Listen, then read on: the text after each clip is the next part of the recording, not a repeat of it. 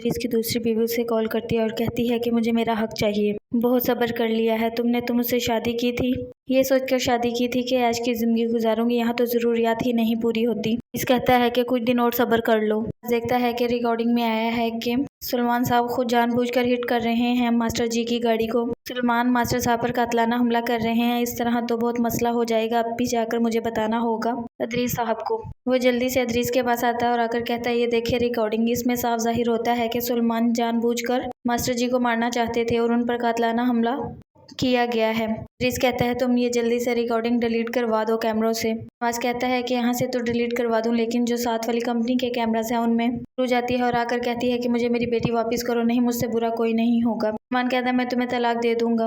रूज कहती है मुझे किसी बात का डर नहीं, तुमने तलाक देनी है दे दो, लेकिन मैं अपनी बेटी को साथ लेकर जाऊंगी। फिर वह सलमान के मुंह पर थप्पड़ मारती है। अदरीस रोकता है कि कुछ मत करो, चुप कर जाओ, खुदा का वास्ता ना लड़ाई करो। शाइस्ता कहती है कि अरूज ने सलमान को थप्पड़ मारा है, सलमान इसी वजह से मास्टर जी को मारना चाहता था। मुझे अपने बाबा को बताती है कि वकील ने कहा है कि इन्हें इसी तरह केसों में उलझा कर रखो। जिस पर मास्टर जी कहते हैं बेटा मैं नहीं चाहता कि कोर्ट कचहरियों के चक्रों में पड़े, जितनी जल्दी हो सके ये मसला हल हो जाए, बस सुलह सफाई हो जाए, मैं तो यही चाहता हूँ। रूज कहती है नहीं, अब मैं इनको सबक दूंगी। अदरीस आता है और आकर पूछता है कि यहाँ क्या बना है। ये तो डिलीट करवा दिया, लेकिन साथ वाली कंपनी के कैमराज में है, वहाँ से डिलीट नहीं करवा सकता मैं।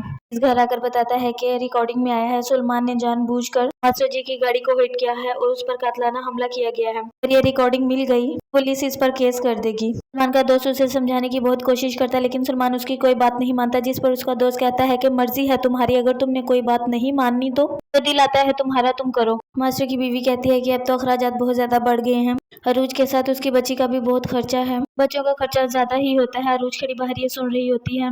मास्टर जी की पेंशन आती है और उनकी तबीयत कुछ ठीक नहीं रहती, जिसकी वजह से वो बहुत परेशान रहते हैं। अरूज खड़ी बाहर सब कुछ सुन रही होती है। मास्टर जी की बीवी कहती है कि अब मुझे समझ नहीं आता, अब हम खर्चा किस तरह मैनेज करेंगे, वकीलों के लिए इतने पैसे कहाँ से लाएंगे, वहाँ तो बोरियां भर कर लेकर जाने पड़ते हैं।